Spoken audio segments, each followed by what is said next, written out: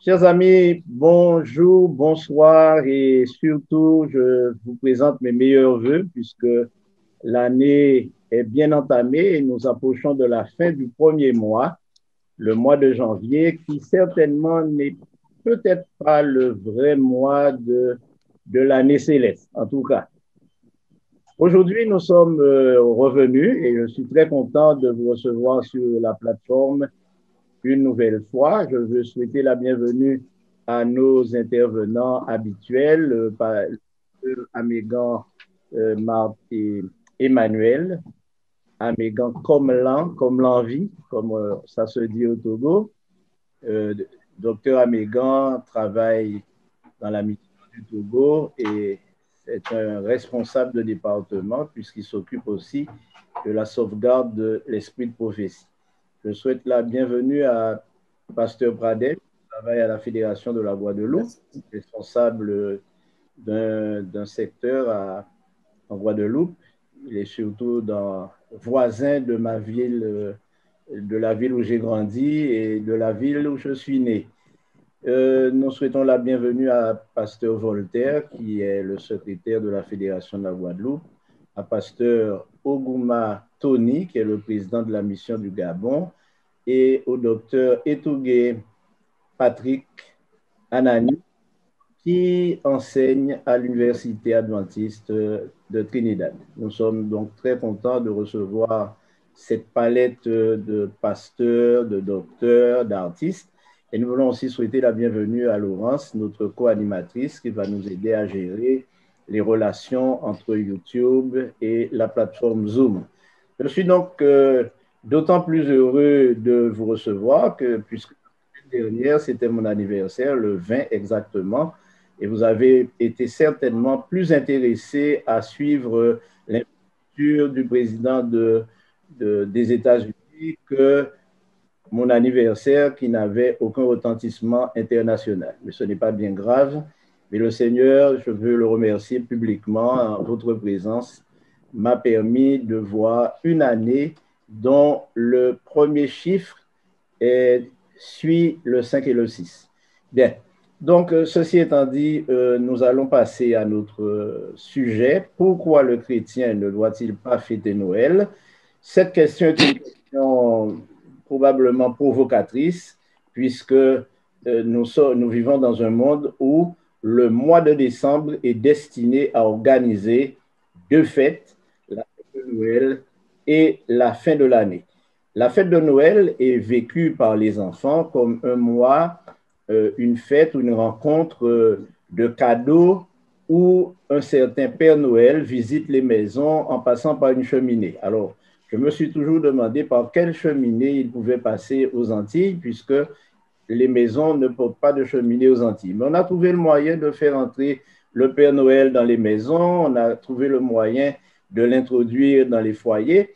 Et aujourd'hui, même à Dakar, où j'évolue, je me rends compte que la fête de Noël est fêtée même par les musulmans, pas dans le même sens, mais avec la même intensité, puisque c'est la période à laquelle la circulation est impossible, les magasins sont bondés et on voit les parents transporter des sacs et des sacs de jouets.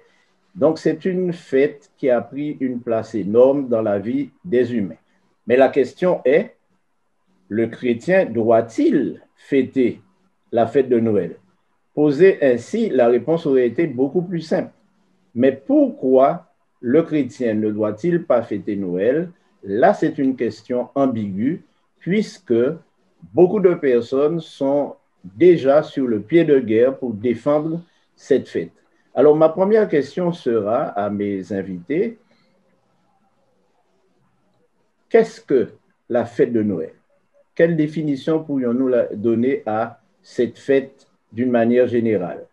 Alors, comme tu l'as dit, hein, la fête de Noël est une fête qui est appréciée hein, par la majorité des chrétiens. Et cette fête est mise sous le couvert donc, de la naissance en fait, du Christ. C'est ce qu'on dit.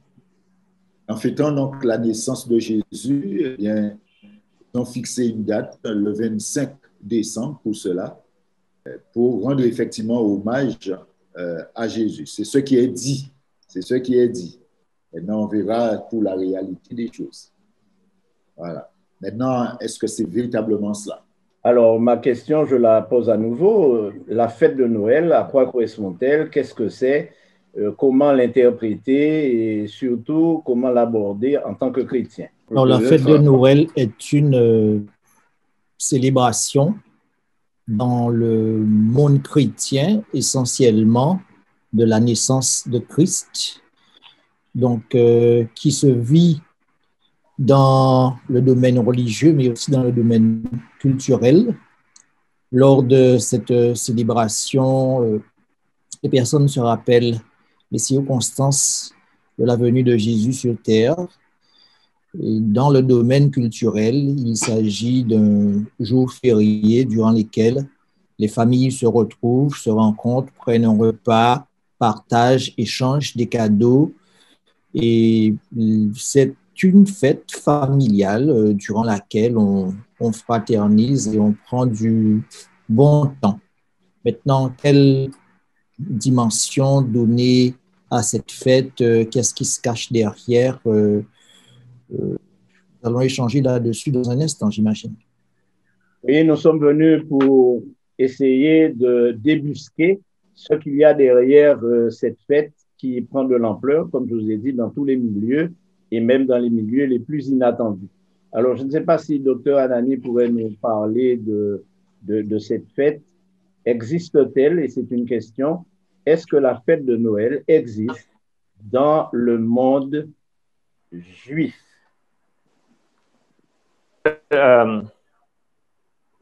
Les Juifs n'ont pas reconnu le Messie tel que nous le reconnaissons. Mais la fête de Noël transcende la religion, comme a dit Voltaire tantôt. C'est une fête déjà sociale. Mais vous savez, dans l'Église catholique romaine, ils ont beaucoup de fêtes. Mais il y en a 5 parmi les plus importantes que je peux peut-être énumérer ici. C'est la Noël, l'Annonciation, la Pâque, la Nativité de Saint Jean et l'Assomption. Mais il semble que chacune de ces fêtes, selon des recherches qui ont été faites par plusieurs, sont des fêtes en fait babyloniennes, païennes, qui ont été revêtues d'un manteau chrétien. Donc, les Juifs ne reconnaissent pas déjà Jésus-Christ comme étant leur Messie, donc a fortiori, ils ne peuvent pas prendre en compte une fête qui célèbre sa naissance. Alors, merci pour cette approche. S'il est vrai que les Juifs ne reconnaissent pas Jésus comme Messie, donc ne peuvent pas a priori fêter sa naissance, il n'empêche que chaque année, il y a une messe célébrée à Bethléem, dans l'église de la Nativité. Et bien sûr, c'est une fête qui n'est pas organisée par les Juifs, mais qui se tient sur le territoire d'Israël. Alors, on sait aujourd'hui, historiquement, que la Noël a été instituée ou est apparue dans le monde chrétien au IVe siècle, ce qui signifie que Jésus était déjà bien loin et pendant 4 siècles, on n'a pas songé à fêter sa naissance. Alors, d'où pourrait venir cette incitation? Je pense que le pasteur Nani l'a déjà bien signifié tout à l'heure. L'origine babylono-païenne de la Noël, et qui fut, n'est-ce pas, habillée d'un manteau du christianisme par l'Église catholique romaine.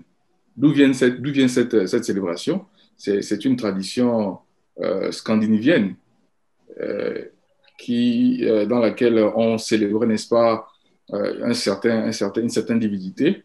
Et au fur et à mesure que l'Église, dans la tentative, n'est-ce pas, de convertir les païens, au fur et à mesure qu'elle va avancer dans l'histoire, elle va prendre cette fête et va l'habiller du manteau chrétien afin d'attirer le plus grand nombre. Mais malheureusement, on ne peut pas baptiser le païen pour obtenir quelque chose de bien. Malheureusement, au fur et à mesure qu'on va avancer dans l'histoire de notre humanité, cette célébration va prendre une ampleur extraordinaire au point qu'elle va transcender, n'est-ce pas, le monde chrétien et s'inscrire, n'est-ce pas, dans le domaine social. Alors, on a découvert aussi que la notion du Père Noël qui est produit dans cette fête, parce que le Père Noël au cœur de cette fête vient seulement au Xe siècle, ce qui signifie qu'il va s'écouler 10 siècles depuis la résurrection de Jésus pour que ces notions autour de sa personne se mettent en place. 4 siècles, c'est la fête de Noël qui célèbre la naissance, et puis le Père Noël qui intervient, dit, donc, si, selon ce que vous venez de dire, la fête de Noël serait une fête babylono-païenne. Babylono-païenne. Voilà. Babylono-païenne, cela signifie que c'est une fête entièrement païenne, puisque vous dites qu'elle est habillée d'un manteau de christianisme. Mais la grande question pourrait être posée maintenant. A-t-on une idée de la période à laquelle le Christ est né? Est-ce en décembre, le 25 décembre, ou à un autre moment? Et quelles sont les évidences qui pourraient montrer que cette fête du 25 décembre n'a rien à voir avec la naissance du Christ?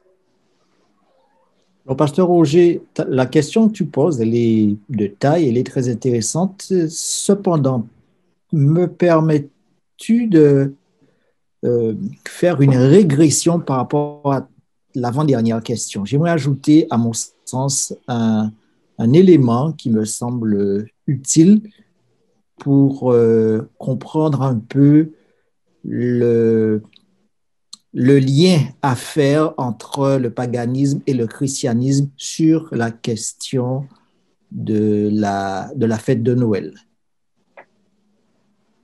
Je peux aller de l'avant? Bien sûr.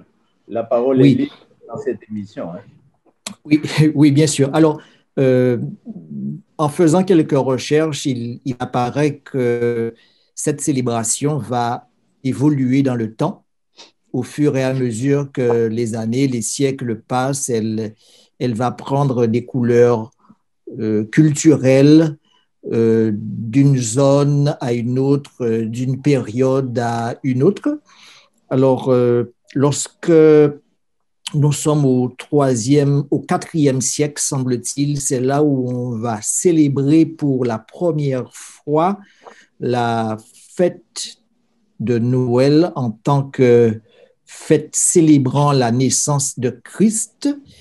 Cette célébration existait déjà bien en amont, semble-t-il. Alors, cette fête est célébrée pour la première fois en tant que naissance de Christ le 25 décembre 336. Nous sommes exactement dans le règne de Constantin, un empereur qui va marquer son règne par un acte qu'il va poser et qui sera retenu dans l'histoire liée au christianisme. Mais il semblerait que les jours qui précédaient le 25 décembre dans l'Empire romain, il était de coutume de célébrer une fête s'appelant Saturnalia. Oui. Je pourrais peut-être aller dans un sens peut-être un peu différent. Le soleil était l'objet favori du culte à Babylonie. Mm-hmm. Il était adoré non seulement comme dans le globe du jour, mais comme le Dieu incarné. Donc, c'était un principe chez les Babyloniens essentiel du système babylonien, Baal, qui était comme le seul Dieu. Donc, on l'appelait également Tammuz, pour ceux qui connaissent un peu l'Ancien Testament. Bon, moi, je crois que ce n'était pas une fête astronomique que les païens célébraient au solstice d'hiver. Mais cette fête, à Rome, on l'appelait donc la fête de Saturne. Donc, c'est la manière dont on l'a célébrée depuis les origines, que Caligula, l'empereur, avait organisée. Elle durait 5 ans. Il y avait des livrogneries, la débauche, et on dormait libre. Les esclaves étaient provisoirement émancipés. Donc, voilà l'origine un peu des Saturnales, qui fêtaient le dieu Saturne ou encore le dieu Soleil. Merci. Et bien entendu, l'élément central de cette fête, c'est le soleil. Alors, quel lien pourrait-on faire ou quel lien a été fait entre la célébration du soleil et Jésus? Pourquoi la naissance de Jésus va être au cœur de cette fête alors que l'on sait que dans les religions nordiques en particulier, la fête de la naissance du soleil correspondait à cette même période du 25 décembre. Alors, quel lien peut-on faire entre Jésus et l'adoration ou la célébration du soleil? Y a-t-il une justification chrétienne de cette utilisation ou de cette... Bon, si je peux rapidement revenir, il y avait dans Malachie chapitre 4, verset 2, mais pour vous qui craignez mon nom, se lèvera le soleil de la justice et la guérison sera sous ses ailes. Alors, Mithra a posé un problème énorme au christianisme parce que Mithra est un dieu qui est un dieu qui se définit comme étant un dieu du soleil, mais également un dieu qui naît, qui meurt et qui ressuscite. Alors, il y avait beaucoup de similitudes dans le 2e, 3e siècle parce que nous avons dit la coutume vient de Babylone, mais elle a été prise par les Romains parce que rappelez-vous que les Romains, qu'est-ce qu'ils faisaient? Les Romains ne changeaient pas les dieux. Ils ne changeaient pas les dieux des peuples vaincus. Ils les adoptaient seulement et voilà comment ils faisaient. Alors, Rome, donc, a pris cette coutume babylonienne qu'il a mise dans ces fêtes qu'on appelait la fête de Bacchus, une fête de débauche. Et c'est donc là où vient la Noël. Mais la relation avec le soleil, donc, on la lie au dieu Mithra, qui était un dieu indo-iranien, qui ressemblait beaucoup à Jésus-Christ, qui était un dieu du soleil, un dieu ressuscité, un dieu qui va revenir. Et donc ils ont fait l'Église romaine a donc fait de ça cette fête païenne qu'elle a adoptée pour pouvoir garder les païens au sein de l'Église. Est-ce qu'une fête païenne adoptée par les chrétiens peut devenir chrétienne alors? Bon, on appelle ça la christianisation du paganisme. C'est ça qui s'est passé sur beaucoup de choses. Les bougies de Noël, l'arbre de Noël, c'était une fête de la Rome, mais également connue dans l'Égypte antique. En Égypte, c'était le palmier. À Rome, c'était le sapiri, le sapin.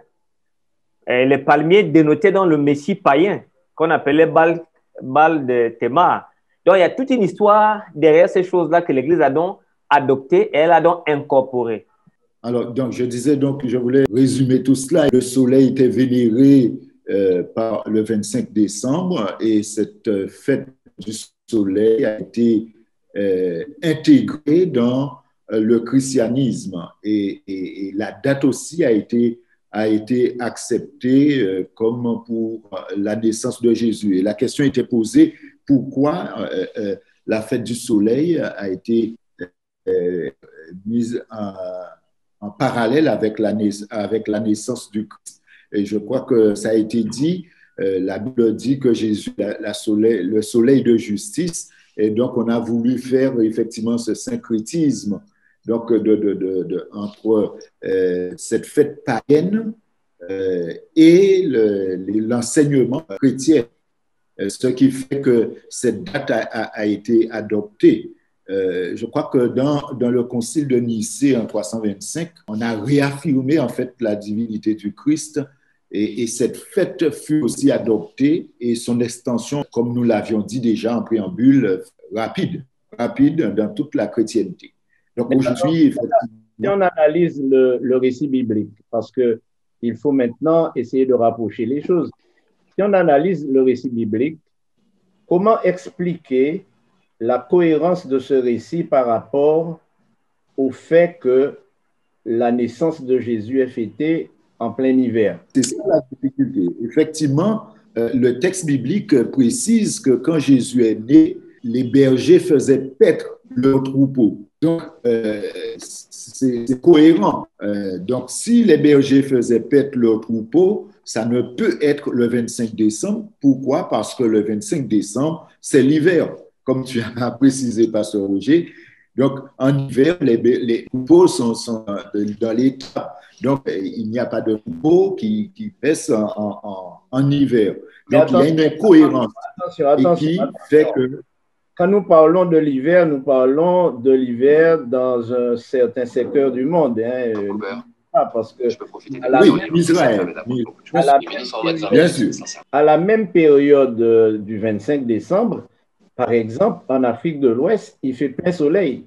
Les troupeaux peuvent parfaitement paître, il n'y a pas de problème parce que ce n'est pas la période la plus froide en tout cas, et qui aurait empêché à des troupeaux d'être à l'extérieur. Donc, il faut bien préciser que dans la localité où la naissance de Jésus semble être annoncée, la présence des bergers en plein hiver, alors qu'on sait que les bergers hébreux, juifs et israéliens rentrent leurs troupeaux tous les jours et en pleine nuit, ils étaient dans les champs. Et...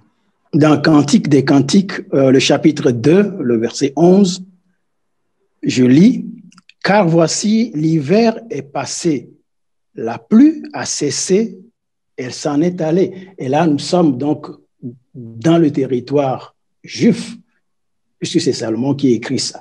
Donc, ce texte nous dit que l'hiver, c'est aussi la pluie là-bas, puisque le texte dit « L'hiver est passé, la pluie a cessé. » Donc, là où Jésus est né en hiver, c'est la pluie. Et par conséquent, les troupeaux ne sont pas dehors. Ça, c'est un point qui met le pied un peu dans le plat, parce que c'est écrit quand même que c'est dans la Bible, c'est écrit que les bergers étaient à l'extérieur. Donc, si ils étaient à l'extérieur avec leurs troupeaux, ça ne peut pas être l'hiver. Cela voudrait dire de visu que le 25 décembre ne pourrait en aucun cas être le jour de la naissance du Christ, qui serait né probablement au printemps ou au début de l'été, ce qui nous ramène au mois d'avril et même un peu plus tard. Ce qui signifie que la fête chrétienne située à ce moment apparaît comme une fête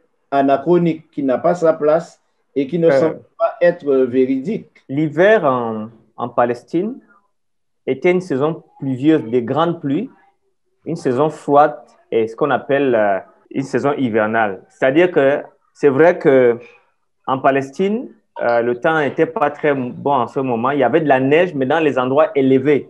C'est-à-dire que même en Palestine, la neige tombait, mais c'était sur des monts. Mais généralement, c'était le temps des grandes pluies. Quel que soit le moment, nous pouvons être sûrs quand même que ça pouvait pas être le 25 décembre, comme tu dis, parce que les troupeaux ne pouvaient pas se mettre en plein air sous cause au moins des pluies diluviennes, des pluies. C'était une très mauvaise saison. À l'évidence, on n'a pas trouvé, ni dans les Écritures, ni dans l'histoire, d'éléments pouvant nous permettre de fixer la naissance de Christ au 25 décembre. Dans le débat même qui a lieu sur la plateforme-là, témoigne du fait qu'il y a une antériorité à la célébration de cette naissance de Christ le 25 décembre. Et cette antériorité va chercher dans le paganisme, à Rome et bien plus loin, je l'ai entendu tout à l'heure, chez les Égyptiens. Il y a selon moi aussi un argument politique à mettre en avant dans le 25 décembre comme date retenue pour cette célébration.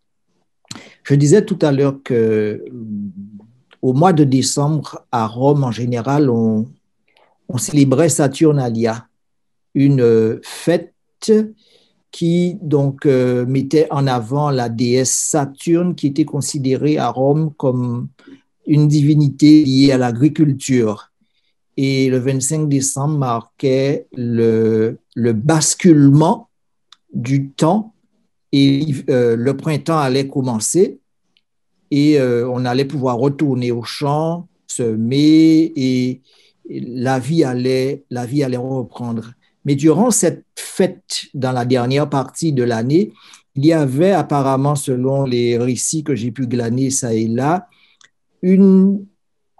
un déséquilibre qui se créait au niveau social et le monde était inversé.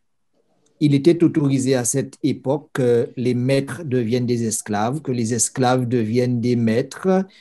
Il était permis à ce moment-là de régler les comptes de vos ennemis sans que vous ne soyez poursuivis par la justice. C'était une société qui était sans frein, ni loi, sans règles, et chacun faisait comme il lui semblait bon. Et ça durait, je crois, me semble-t-il, du 17 décembre au 25 décembre.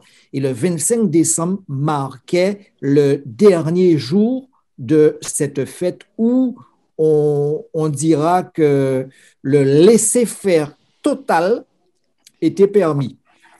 Et le pouvoir romain, semble-t-il, à l'époque, n'avait plus la main sur la société tant elle était débridée, tant elle était désordonnée, et a vu donc dans la naissance de Christ un bon argument afin de reprendre la main et de mettre en place une certaine discipline et de créer à nouveau l'ordre dans l'Empire en injectant dans cette fête la naissance de Christ qui était synonyme d'humilité, qui était synonyme on va dire même, Jésus est présenté comme arrivant dans le monde dans un état de dépouillement tel que l'on n'avait jamais connu. Et donc, en injectant ces valeurs et ces éléments-là dans le tissu social de l'époque, c'était une façon pour le pouvoir romain de remettre la main sur le peuple, sur la société et de ramener de l'ordre, de la discipline. Il semblerait que la jonction entre le paganisme et le christianisme aurait aussi une dimension politique et ce serait celle-là. Alors, n'oublions pas que selon les recherches historiques, le jour qui est célébré là et qui a été fixé au 25 décembre a été fixé par l'empereur Aurélien en 274, puisqu'il s'agissait du dies natalis solis invicti, c'est-à-dire le jour de la naissance du soleil invaincu. Le cadre est placé. Merci, pasteur Voltaire, merci, docteur Anani, pasteur Padel et pasteur Ogouma et docteur Amégan, d'avoir fait le tour de la question pour nous permettre de comprendre que cette fête très appréciée des chrétiens et même, j'allais dire, même défendue par les chrétiens, y compris adventistes pour certains, est une fête qui n'a pas sa place apparemment dans le rituel des fêtes que nous trouvons dans la Bible, puisque dans la Bible, nous avons un certain nombre de fêtes dont Dieu donne la liste, elles sont au nombre de 7. Et parmi ces fêtes, il n'y a aucune fête qui se réfère à la naissance de Christ, et il n'y a aucune fête qui, dans le christianisme réel, c'est-à-dire l'Église des premiers siècles, il n'y a aucune fête qui correspond à ces célébrations, qui sont d'origine, en fait, païenne. Pasteur Roger, j'aimerais ajouter à ce que le pasteur Frank venait de dire, l'aspect politique de cette fête-là. L'histoire nous dit que l'empereur Aurélien, qui voulait unifier son royaume, le pasteur Frank le disait tout à l'heure, a donc choisi la date du 25 comme ça, en même temps que cette fête était célébrée en l'honneur de Jésus. Cette date convenait aussi aux païens puisque cette date correspondait à la célébration de leur Dieu, le soleil invincible, comme vous le dites. Rappelons que de tout ce que nous avons dit, cette fête qui s'introduit dans les coutumes chrétiennes est induite par les Romains. D'ailleurs, c'est en l'an 326, comme cela a été dit, que pour la première fois, le monde chrétien en tant que tel, célèbre la fête de Noël. Alors, je vais me tourner vers Laurence d'abord pour savoir si sur YouTube, nous avons, et aussi sur le chat, nous avons des questions ou nous avons des remarques ou éventuellement des contributions de la part de nos internautes. Merci beaucoup, pasteur Roger. Alors, sur le chat de YouTube, nous n'avons pas de réaction pour l'instant, mais nous remercions ces internautes, donc ces 19 personnes qui sont connectées actuellement et qui suivent le débat avec attention. Nous avons, par contre, sur le chat du Zoom de notre réunion, une question à laquelle on a déjà répondu en partie, puisque Liline demandait comment était fêtée la fête de Noël et interprétée à l'origine. Je crois que vous avez déjà donné quelques éléments de réponse, mais il serait bon peut-être de repartir sur les origines de cette fête et peut-être voir comment elle était fêtée. Pasteur Voltaire vient de dire que c'était une opportunité de débauche, de se lâcher, comme on dit. Et effectivement, c'est ce qui se passe, parce que quand on observe aujourd'hui comment la fête de Noël est fêtée, avant minuit, tout le monde est dans le recueillement, on va à la messe de minuit pour chercher l'aval de la divinité, pour ensuite se déverser dans l'alcool, la mangeaille, la danse, les gesticulations, et bon, c'est un moment de grande folie apparemment. Alors, comment était-elle fêtée à l'époque? Eh bien, elle était fêtée comme cela a été évoqué tout à l'heure, non seulement dans la ripaille, mais il y avait aussi des célébrations plus religieuses avec des sacrifices et des choses et des offrandes qui se faisaient aux différentes divinités, notamment chez les Celtiques. Nous pourrions nous arrêter là et dire que les chrétiens ne devraient pas fêter cette fête. Mais quand nous observons qu'aujourd'hui, dans les églises, on organise des programmes avec comme thématique la naissance de Jésus, peut-on justifier une telle célébration au sein d'un christianisme qui a connu la réforme, qui a traversé les épreuves de la persécution et qui aujourd'hui serait confronté à un problème social ou un problème culturel ou un problème politique pour se démarquer de cette fête? Que pensez-vous de ce que pourrait être l'attitude de l'Église chrétienne aujourd'hui, sans mentionner aucune, par rapport à cette fête dont la preuve nous montre qu'elle est essentiellement païenne et qu'elle n'a aucun lien avec la personnalité célébrée par le monde chrétien? À l'origine, il nous faut comprendre un élément à la fois social, idéologique au sein du christianisme. Nous sommes au 2e, 3e, 4e siècle. Le christianisme est en plein développement. Et le christianisme a en arrière-plan le judaïsme, duquel il tire son origine. Et le christianisme, par conséquent, ne cherche pas tant à se démarquer du paganisme. Et d'ailleurs, le pasteur Amégan l'a dit tout à l'heure, il y aura plus un syncrétisme qu'autre chose avec le paganisme. Hein.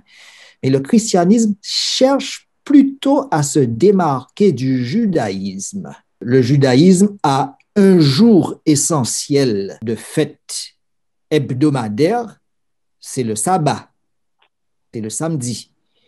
On va prendre un autre jour afin de marquer l'adoration à la divinité et ce ne sera pas le samedi, ce sera le dimanche. Donc le dimanche apparaît comme un élément d'opposition par rapport à ce qui se faisait dans le judaïsme. Mais vous remarquerez qu'on trouvera de l'opposition entre le judaïsme et le christianisme, mais pas tant entre le christianisme et le paganisme d'antan, mais davantage un paganisme et un christianisme qui vont s'alliancer et qui vont donner lieu par la suite, hein, on découvre cela aussi dans les prophéties de l'Apocalypse, un paganisme qui s'est détaché des valeurs premières et des enseignements transmis par les premiers apôtres au 1er siècle après Jésus-Christ. Et il faut plus comprendre un rattachement, un lien entre ces deux éléments-là qu'une distinction à établir, me semble-t-il. Mais alors, il semble que les Juifs ont une fête aussi qui se situe au 25 décembre, au mois de Kislev. qui est assez proche de ce que nous sommes en train de dire. Et je pense que ce serait un moment pour Dr Anani de nous parler de la fête de Hanouka, qui est une fête que les judaïsants, que les juifs ont instaurée aux alentours du 25 décembre et qui célèbre la réinauguration du temple de Jérusalem profané.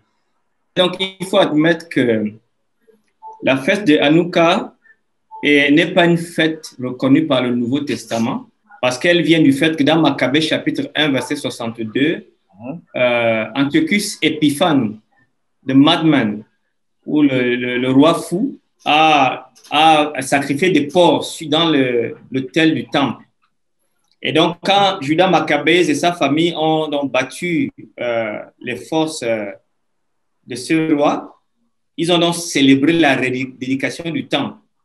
Dans le Nouveau Testament, quand nous lisons les évangiles, lorsqu'on lit même Jésus dans Matthieu 24, verset 15, ou Marc chapitre 13, verset 30, il dit que l'abomination de la dévastation sera après lui. Donc, sur le plan chrétien, cette fête n'a aucune influence parce que nous ne l'avons même pas compris. Ni les apôtres, ni les évangiles n'en ont fait état de cette fête. Mais de manière historique, elle reste quand même la fête du judaïsme. Mais je ne suis pas très sûr que ce soit le 25 décembre. Je n'ai pas mémoire de ça, donc je n'ai pas une précision. Le mois de Kislev à peu près, donc, mais la date qu'ils ont fixée correspond au 25 décembre. Mais c'est exactement la relation qui existe entre le mitraïsme, le judaïsme, et nous allons dire les cultes celtiques. Et aujourd'hui, nous allons rapprocher cela du christianisme romain. Je dis christianisme romain parce que l'initiateur de la fête, c'est Aurélien, 274. Constantin, on le retrouve après pour donner un sens aux différents syncrétismes, en fait, qu'on trouve dans le christianisme. Mais Aurélien avait un but politique. Comme il y avait plusieurs manifestations religieuses dans son empire, il a voulu unifier religieusement l'empire pour qu'il n'y ait pas de guerre de religion, pour qu'il n'y ait pas de problème. Et c'est pourquoi il instaure cette fête de Noël qui correspond au Saturnal, bien sûr, et qui correspond au solstice d'hiver où on va donc voir renaître le soleil à travers le printemps. C'est un peu ça qu'il y a derrière cette fête de Noël. Alors, il y a une question qui est posée souvent, mais quel rôle le Père Noël joue-t-il dans cette fête par rapport à Jésus? Et que représente-t-il ou qui représente-t-il? Avez-vous une idée? Le Père Noël, la tradition du Père Noël vient de cette croyance en cet homme imaginaire. En anglais, c'est Santa Claus, Saint Nicolas, qui était un personnage très généreux. Donc, la tradition du Père Noël associée à la célébration de Noël vient de cette croyance-là. Saint Nicolas, c'est certainement pas un saint tombé du ciel. C'est un homme qui a certainement été vénéré par un certain nombre de personnes, comme il est dit, à cause de sa grande générosité. Et c'est ce qui lie la fête de Noël aux cadeaux et aux différents échanges. Mais il n'y a pas que cela. Le sapin, par exemple, a une signification. Pour nos internautes, il est clair que le sapin n'est rien qu'une décoration. Mais le sapin et cette décoration, ces guirlandes illuminées, ces boules avaient une signification religieuse dans le paganisme celtique. Et il y avait une idée de pérennité, de pérennisation de la vie dans la présence de ces choses. Alors, la question qu'on pourrait se poser, devrait-on trouver des sapins dans les maisons des chrétiens? Sur le plan culturel, un sapin dans une maison africaine ou dans une maison antillaise, quel sens cela peut-il avoir, sachant que le sapin n'est pas un arbre qui pousse dans ces régions? Alors, on l'a remplacé par le filao aux Antilles. On ne l'a pas remplacé par le manguier, mais le sapin doit-il se trouver dans une maison chrétienne? Qu'en pensez-vous? Alors, le sapin, pasteur Roger, est, on va dire, un élément qui entre dans le cadre de la célébration de Noël et, comme cela a été dit, et qui rappelle la notion de permanence, d'éternité. En anglais, on parle de evergreen tree. C'est un arbre qui reste vert toute l'année, qui traverse l'hiver et qui est devenu donc le symbole du renouveau, du redépart, de l'espoir. Et donc, c'était un symbole qui était utilisé par le passé dans les sociétés antiques. En Égypte, je crois que quelqu'un l'a dit tout à l'heure, le palmier faisait office de ce symbole, car ses feuilles, semble-t-il, aussi restaient vertes tout le temps. Et donc, il y aura une migration, c'est-à-dire que ce symbole va se retrouver au sein du christianisme et va prendre d'autres significations. Alors, la question, y a-t-il lieu fort de cela, de ces éléments liés au sapin, y a-t-il lieu de le retrouver au sein de nos sociétés? Ma foi, s'il ne s'agit que du culturel, pourquoi pas? Maintenant, en tant qu'adventiste du 7e jour, la question pourrait aussi se poser. Et maintenant, je pourrais peut-être jeter un pavé dans la mare en disant que le prophète ou le don de prophétie manifesté dans Madame White s'est aussi exprimé aussi sur cette question. Et on peut même comprendre dans ses propos qu'il y a un ministère à réaliser autour de l'arbre de Noël le 25 décembre, que ce soit à la maison et voire même dans les lieux de culte. Un pavé dans la mare, je ne sais pas dans la mare de qui, en tout cas pas la mienne. Et j'aimerais seulement dire que si nous sommes tous d'accord sur le fait que la fête de Noël n'a pas lieu d'être fêtée par les chrétiens puisqu'elle ne ressemble à aucune fête biblique, elle ne correspond dans le calendrier des fêtes que Dieu a données, qui sont la fête des moissons, la fête des trompettes, la fête des tabernacles, la Pâque, le sabbat hebdomadaire, etc. Il n'y a aucune incitation à célébrer la naissance de Jésus, sinon en se confondant dans sa vie, en se faisant baptiser et en renaissant en lui. C'est ce que dit la Bible. Mais il n'y a pas de fête qui soit liée à cela. Si on se limite à cela et qu'on reconnaît que cette fête est une fête païenne, pour quelle raison devrions-nous nous laisser entraîner par l'aspect culturel de cette fête? Dans le sens où nous adoptons pratiquement toutes les manières de fêter cette fête, allant jusqu'à décorer nos maisons d'un sapin dont la signification serait la pérennisation de l'éternité. Alors, puisqu'on me parle de palmier, certains me diront, mais il est dit dans l'Apocalypse 7 et aussi à Apocalypse 20 et dans tous les 21, 22, où l'on voit le peuple de Dieu célébrer la victoire avec des palmes à la main, n'est-ce pas? Ce qui signifie que nous serions prêts aussi à entrer dans les célébrations égyptiennes. Bon, bref, mais ce n'est pas mon propos. Mon propos est, pourquoi le chrétien ne doit-il pas fêter Noël? Et fêter, ce n'est pas simplement avoir des petits repères, mais c'est d'entrer dans la philosophie de Noël et célébrer ce jour. Et c'est la raison pour laquelle j'aimerais attirer l'attention sur l'utilisation que l'on fait de cette fête. Est-ce qu'on veut profiter d'une circonstance pour faire connaître le sauveur de l'humanité, mais en passant par un chemin détourné, ou est-ce qu'on veut seulement exploiter l'attention des gens qui généralement n'est pas fixée sur la naissance de Jésus, mais plutôt sur l'opportunité de fêter? Comment doit-on appréhender cela? Parce que nous avons des enfants qui à l'école fêtent Noël.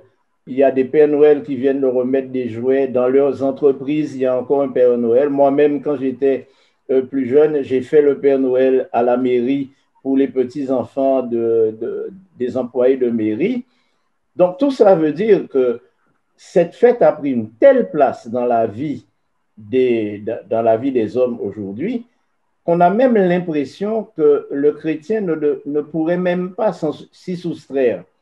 Je ne sais pas si vous avez réfléchi à cette question et si vous êtes en mesure de donner à nos internautes une réponse par rapport à toutes les questions qu'ils se posent ou qu'ils doivent poser certainement. Je vais demander à Laurence, est-ce qu'à ce moment de l'émission, nous avons des questions précises venant de nos internautes, tant sur YouTube que sur la plateforme? Alors, oui, nous avons donc une réaction de nos internautes donc, sur notre plateforme Zoom, pas encore du côté de YouTube.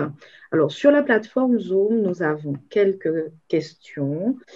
Alors, est-ce que les vêtements du Père Noël ont une symbolique? Nous avons aussi, pourquoi retrouvons-nous des sapins dans certaines églises avec aussi des décorations? Et peut-on donner une explication concernant l'histoire de la bûche de Noël, puisqu'elle fait partie de cette fête? Et pourquoi une bûche de Noël? Alors, je vais répéter de façon à ce que nos invités et nos intervenants puissent noter les questions auxquelles ils souhaiteraient répondre. Donc, tout au début, donc, j'ai demandé, alors oui, voilà. Est-ce que les vêtements du Père Noël ont une symbolique? Pourquoi retrouvons-nous des sapins dans certaines églises et des décorations des croyances? Et peut-on donner une explication concernant la bûche de Noël, puisqu'elle fait partie de la fête, fait partie intégrante de cette fête? Pourquoi une bûche de Noël? Pour la bûche, je pense qu'il y a ce qu'on appelle la bûche de Yule, qui était le tronc de la mort de Nemrod, qui a été déifié comme Dieu Soleil, mais plus tard renversé par ses ennemis. Donc, l'arbre de Noël est donc Nemrod redivivus, un Nemrod qui est ressuscité, le Dieu mis à mort qui est revenu à la vie. Donc, c'est là où on peut prendre donc cette idée de bûche. Parce que le 25 décembre, quand on observait à Rome comme le jour où le Dieu victorieux était réapparu sur la terre, était considéré, n'est-ce pas, comme le Natalis Invictus Solis, jour dans le sens du soleil invaincu. Donc, c'est un peu en fait, quand vous suivez la fête de Noël, celui qui vous dit vraiment qu'il trouve l'origine de cette fête, je pense que c'est complexe. Les païens, à l'époque du Nouveau Testament, avaient 140 pratiques païennes de fêtes. Donc, on essaie de donner des pistes seulement, mais trouver l'exactitude, vraiment, c'est assez difficile. Alors, on peut aussi dire de la bûche qu'elle représentait un certain rite qui consistait à se réunir autour de la bûche qui brûle et qui annonçait la fête de Noël, qui annonçait la fête de la Renaissance. Et dans certaines cultures, en Belgique, en Suisse et ailleurs, la bûche joue un rôle essentiel et qui est devenu finalement un gâteau. J'avoue que la bûche de Noël est l'un de mes gâteaux préférés au mois de décembre.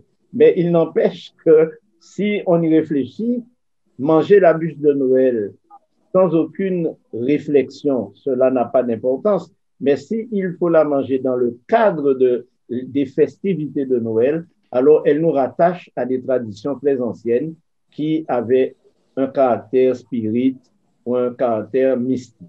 Pasteur Pradel. Nous avions parlé, effectivement, présenté comment était pratiqué, comment est pratiquée la Noël. Et maintenant, il y a une évidence. Nous l'avions déjà dit, c'était une fête païenne qui a été introduite dans les pratiques chrétiennes et maintenant adoptée par une grande partie de la chrétienté. Aujourd'hui, cette fête est très répandue.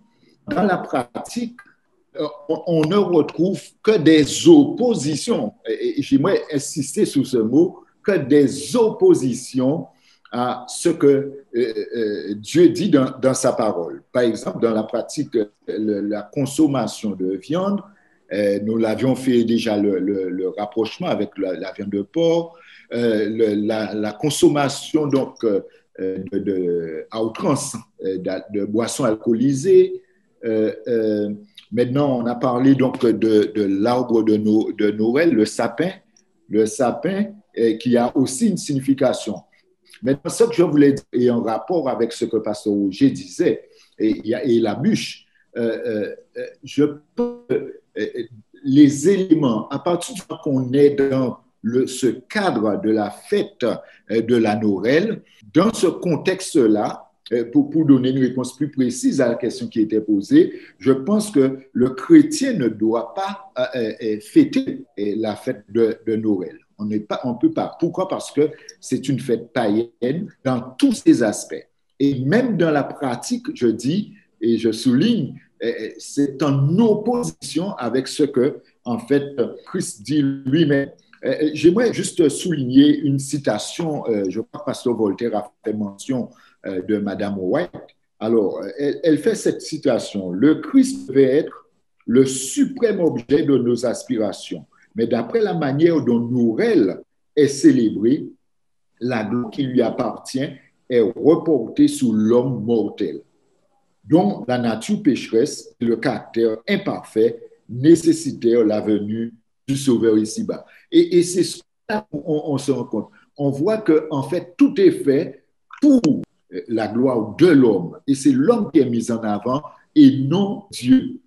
Et alors que ce qui est dit, c'est que nous fêtons la naissance, entre guillemets, la naissance de Jésus. Donc, on voit que tout est en opposition. Et pour apporter une réponse, je dirais, cette fête ne devrait pas être fêtée par les chrétiens. Maintenant, pour revenir à ce que Pasteur Roger disait, je pense que si on sort de ce cadre et le mobile n'est pas de fêter, moi, un gâteau reste un gâteau. Hein? Et maintenant, le sapin, je peux l'utiliser à d'autres fins.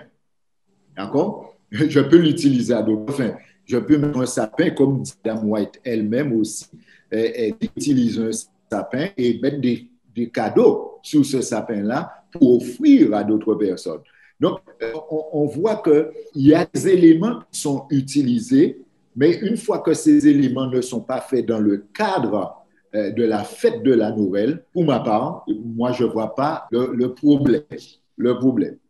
Oui, alors, concernant le gâteau, j'aimerais quand même donner une précision à nos internautes. Le gâteau de Noël, la bûche de Noël n'a pas toujours existé dans les festivités, dans les célébrations. Elle s'est popularisée après la libération, c'est-à-dire en 1945, 1950, et est devenue une pâtisserie très recherchée.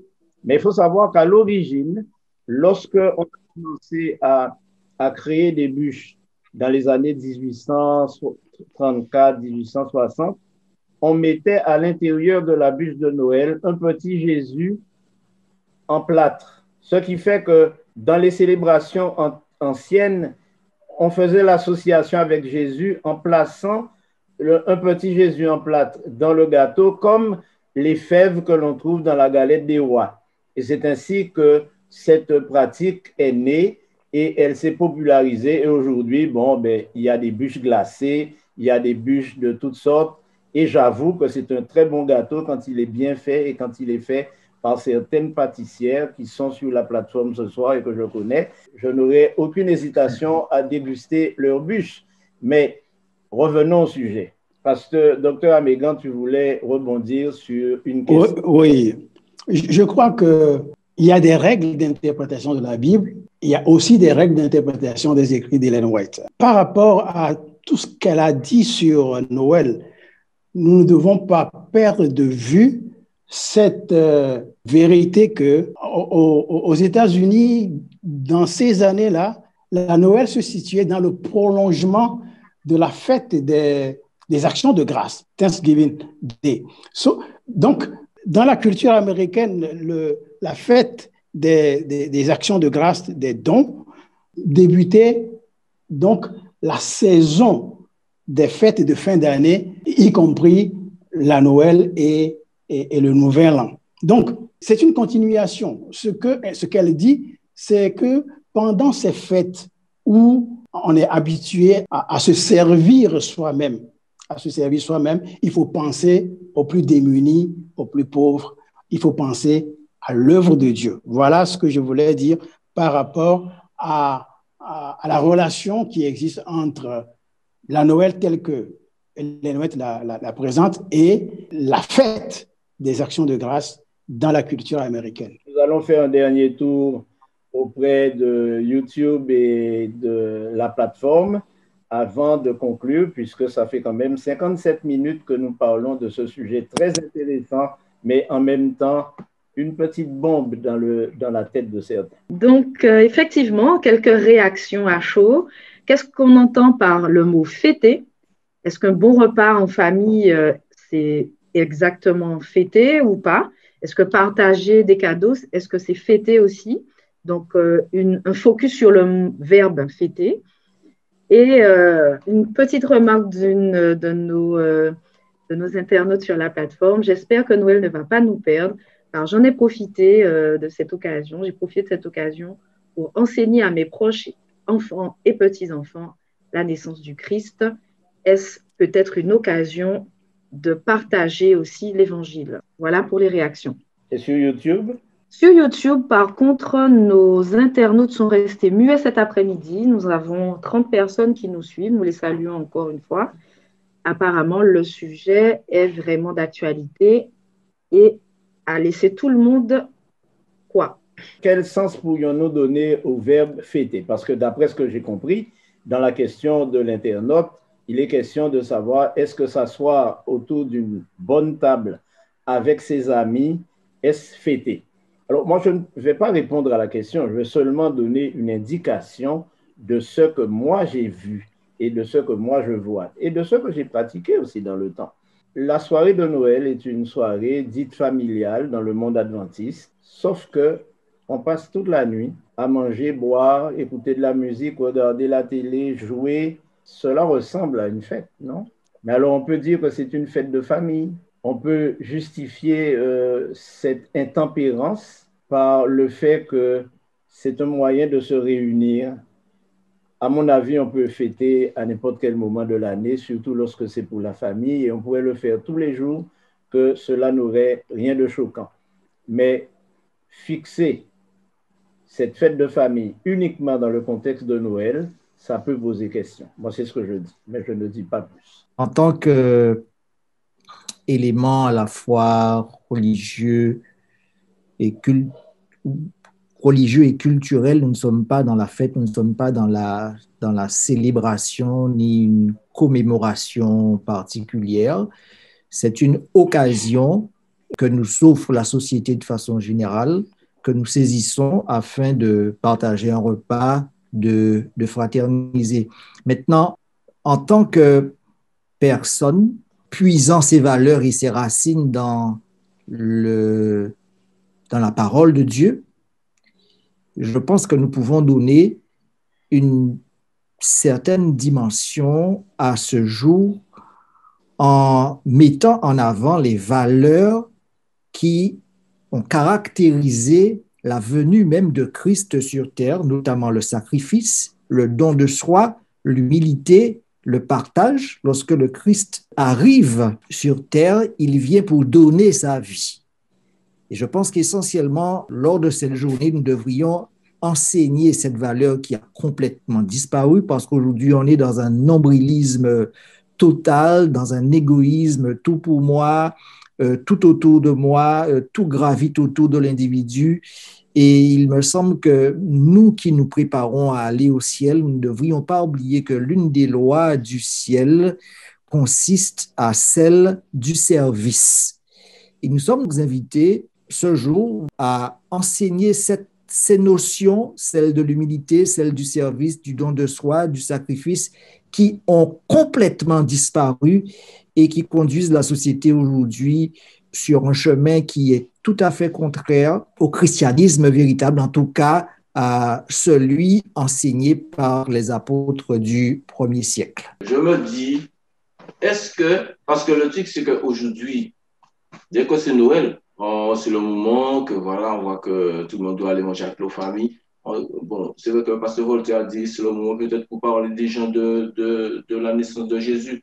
Mais le truc qui se passe, c'est que en attendant ce jour-là de Noël, 25 Noël, pour parler aux gens de Jésus, mais les gens, ils vont finir par croire que Jésus est né le 25 décembre. Parce que le truc, c'est qu'on peut parler de Jésus tout le temps. Mais le truc qui se passe, c'est que ce jour J, c'est ce jour J qu'on remet des cadeaux, c'est ce jour J qu'on va manger avec la famille. Mais les gens, ils vont finir par croire qu'on fête Noël. Parce qu'en fait, pour eux, on fête Noël. Parce que c'est ce jour-là qu'on fête comme tout le monde, qu'on mange comme tout le monde, qu'on prépare les repas comme tout le monde, qu'on reste à la maison comme tout le monde. Or, normalement, ça ne devrait pas normalement. Parce que les gens, aujourd'hui, disent qu'on est pareil qu'eux, parce que voilà, on est pareil qu'eux, on mange pareil qu'eux, tout ça. Moi, je pense il faudra qu'on fasse attention, parce qu'en fait, on est le peuple de la vérité. Il faudra peut-être dire aux gens, voilà, mais si on fait comme eux, parce qu'on met le sapin, on met les cadeaux, on fait pareil. Comment on va faire pour leur dire que... Alors, frère Litadier, tu permets que je réagisse à ta question. Elle est très intéressante, hein?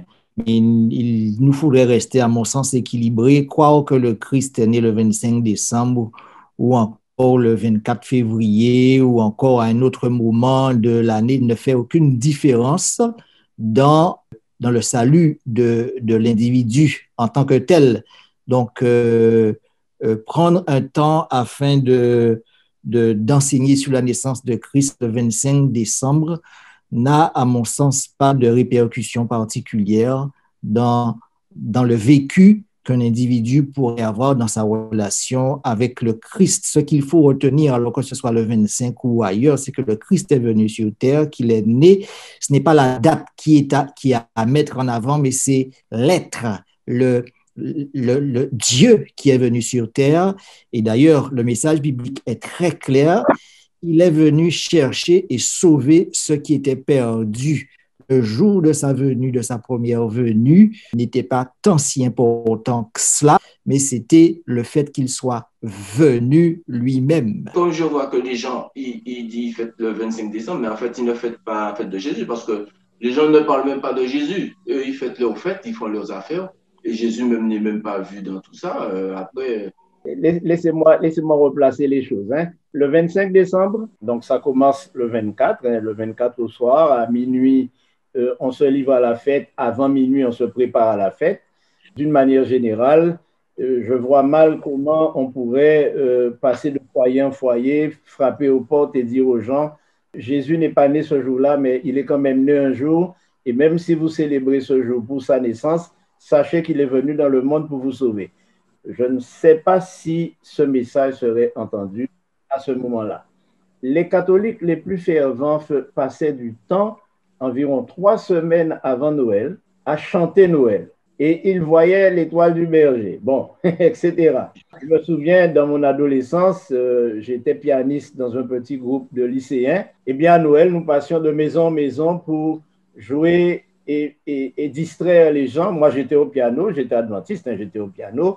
Et j'étais surpris de voir les gens qui regardaient même le ciel quand ils chantaient « Je vois, je vois ». Et moi, j'ai surtout regardé, je n'ai jamais rien vu. Bon, donc tout ça pour dire que ce n'est pas le moment où les gens sont disposés à écouter aucun message sur Jésus. Moi, je vais le dire très clairement. Si nous choisissons ce jour-là pour aller faire du travail missionnaire, nous risquons de rentrer à la maison probablement ivres parce que peut-être que dans l'ivresse du travail missionnaire, nous allons prendre quelques punches et rentrer avec quelque chose dans la tête. Donc, il faut quand même raison garder. Et je crois qu'il nous faut conclure, mais je vais donner la parole à Jean-Claude Litadier tout à l'heure pour terminer. Ceux qui sont sur cette plateforme, sur YouTube, et ceux qui vont entendre le compte-rendu de cette émission, parce que nous allons la mettre sur YouTube, vont certainement se poser la question, mais sur le plan pratique, qu'est-ce qu'on devrait faire ce jour-là? Ce sera ma dernière question à mes invités après l'intervention de notre ami Jean-Claude Litadier. Oui, alors, parce que, en fait, comme le frère Améga avait parlé de ce que Hélène me disait qu'il fallait faire une fête. Vous savez, à un moment, avec ma femme, on avait fait une fête pour des gens qui étaient un petit peu démunis, tout ça, les enfants, tout ça. On avait fait la fête et on avait fait un concert avec un concert de gospel, on avait fait des chants, des trucs, tout ça. Mais en fait, on avait voulu faire passer un message à travers les chants, tout ça. Mais en fait, les gens, bon, ils ont plus fêté que machin parce qu'après, bon, le retour, bon, ils ont aimé le moment qu'on a passé ensemble, de fête. Mais le message même qu'il y avait dans ça, ils n'ont jamais entendu de message. Hein. Et pourtant, on a bien chanté, c'était bien, ils ont dit que c'était bien, tout ça, mais ils n'ont rien entendu dans le message, ils ont vu seulement la nourriture, le moment convivial qu'on a passé ensemble. Mais bon, on avait fait, c'était pour qu'ils passent un moment convivial. Mais je dis que peut-être aujourd'hui, il faudra peut-être qu'on réfléchisse un peu pour permettre. Parce que Jésus va revenir là très bientôt et il faudra que les gens sachent le vrai message qu'on a pour eux. Allons-nous frustrer nos enfants qui ne vont pas recevoir de cadeaux alors que tous leurs copains en reçoivent? Moi, je signale que le but de cette émission n'est pas de découdre, hein, ni de détricoter ce qu'est la fête familiale conçue dans un cadre chrétien et organisée dans une atmosphère familiale. Ce n'est pas ça le but. Moi, la seule chose que je vais dire aux parents, au lieu d'offrir à vos enfants des jouets qu'ils vont casser, réfléchissez à l'investissement que vous faites dans les jouets ou dans les jeux et offrez à vos enfants des cadeaux qui vont leur permettre non seulement de s'en souvenir, de s'en servir et de se sentir honorés à ce moment-là. Mais vous savez, sur le plan pratique, avant que nos intervenants ne donnent leur réponse parce que leur donne du temps pour réfléchir, quel conseil donner? Il n'est pas interdit ce jour-là d'inviter des voisins, d'inviter des parents, d'inviter des personnes âgées, d'inviter des SDF et profiter de cette occasion pour leur parler justement du vrai sens de la naissance de Jésus en leur offrant un repas pour ceux qui ne mangent pas régulièrement, en leur offrant des vêtements pour ceux qui n'en ont pas, en offrant un cadeau normal, correct. Moi, j'offre des cadeaux à cette période à mes amis musulmans, à mes voisins, mais ces cadeaux, c'est quoi? Ce sont des livres et ce sont des choses qui vont leur rappeler l'amitié que nous avons sans pour cela fêter Noël. Oui, Pasteur Roger, effectivement, ce que tu dis, c'est bien cela, hein, je crois. Docteur Amégan disait c'est une occasion pour honorer Dieu, et les White le dit.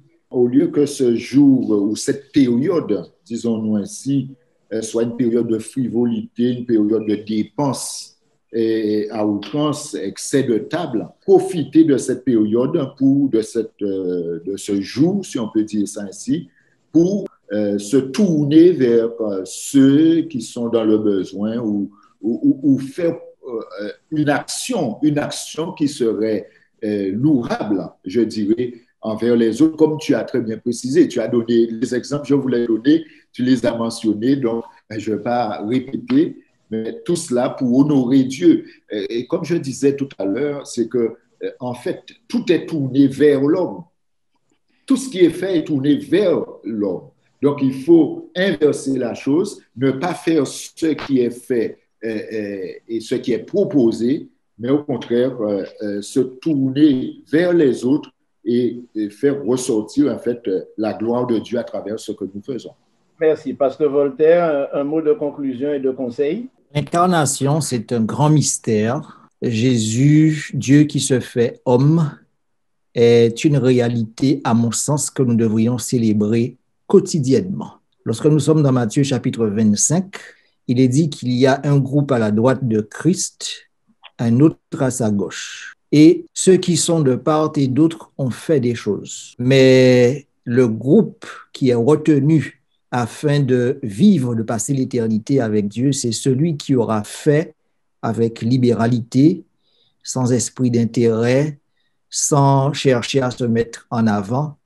Et je pense que toutes les occasions sont bonnes, y compris le 24 et le 25 décembre, afin de vivre la vie de Christ, c'est-à-dire celle qui consiste à se donner, à partager et à donner à l'autre un aperçu de ce qu'est l'incarnation, de ce qu'est le don de soi, le sacrifice consenti pour l'humanité dans la personne de Jésus. Je disais donc, pour moi, je crois que nous devrions exploiter ce jour-là autant que faire se peut en enlevant éventuellement tous les caractéristiques contre la santé, la beuverie, l'ostentation. Et il faut la transformer. Parce que quand on lit bien l'esprit de prophétie, comme dirait le pasteur, elle a transformé la fête. Dans le sens qu'au lieu d'attendre des cadeaux, vous préparez la famille à en donner au Seigneur. Donc, il faut la transformer. Il ne faut pas la prendre telle qu'elle est offerte par le paganisme. Il est difficile de nos jours, nous qui avons des enfants, de cacher cette fête durant la période du 25, du 24 et jusqu'au 31. Ce n'est pas possible. Donc, on doit exploiter pour éduquer les enfants, éduquer les voisinages et éduquer le christianisme même de temps soit fait. Donc, c'est ça mon approche. Mais le sapin de Noël, dans l'église dans laquelle je suis pasteur, je ne l'ai jamais fait et je ne le ferai jamais. La fête telle qu'elle nous est donnée par les païens. Docteur Amégan, un conseil? Je crois qu'il nous faut admettre clairement que Noël n'est pas une fête chrétienne. Les fêtes bibliques, Dieu les appelle mes fêtes dans Lévitique, le chapitre 23. Voici mes fêtes. Et il y a deux groupes. Le premier, c'est la fête hebdomadaire, le sabbat, et ensuite 5 autres, parce que moi, je mets ensemble, comme la Bible le fait aussi, la Pâque et la fête des pains sans levain. Donc, ça fait 6 fêtes. Il y en a qui disent que c'est 7 si on dissocie la Pâque de la fête des pains sans levain. Donc, les fêtes bibliques, Dieu les appelle mes fêtes. Et ces fêtes, lorsque nous étudions la Bible, ces fêtes enseignent le plan du salut. Et c'est pourquoi il y a toujours des sacrifices qui sont associés à toutes ces fêtes, à ces fêtes que Dieu appelle mes fêtes. Mais la consommation du plan du salut, c'est le retour de Jésus et l'établissement de son royaume. Et dans le Nouveau Testament, Jésus, qui a vécu pendant 33 ans, avait amplement l'occasion d'instituer une fête en l'honneur de sa naissance. Il ne l'a pas fait, mais au contraire, il en a institué en commémoration de sa mort. Et dans 1 Corinthiens, le chapitre 11, du verset 23 au verset 26, Jésus nous dit à travers l'apôtre Paul que chaque fois que nous célébrons la Sainte Seine, nous sommes en train d'annoncer sa mort, mais aussi en train d'espérer son retour, en train de vivre son retour où le plan du salut sera complètement consommé. Je crois que nous devons être clairs là-dessus. Alors, merci pour vos conseils.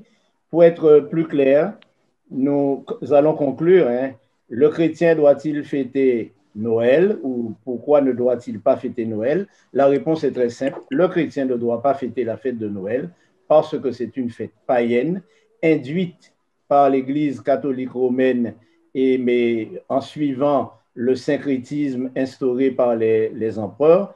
Mais ça doit être une opportunité pour l'Église aujourd'hui, vivant dans un contexte particulier, de partager sa foi, mais dans des conditions normales. Alors, qu'est-ce que je veux dire par là? Il n'est pas interdit le jour de Noël, à l'échelle de l'Église, d'organiser une distribution de repas aux sans-abri, à ceux qui ont des problèmes, et profiter de cette occasion pour leur dire que l'expérience qu'ils vivent aujourd'hui, qui est une expérience de souffrance, trouvera un jour sa solution dans la venue de Jésus. Je pense que ceci peut être entendu par ce public. S'agissant des cadeaux que nous faisons à nos enfants, il n'y a aucun mal à offrir des cadeaux à nos enfants. Mais quant à leur faire croire qu'un Père Noël viendra, qu'il descendra de je ne sais où, qu'il va déposer quelque chose au pied du sapin pour eux ou dans leurs chaussures, et ils vont continuer à cultiver le mythe d'un personnage qui n'a jamais existé, je crois qu'un chrétien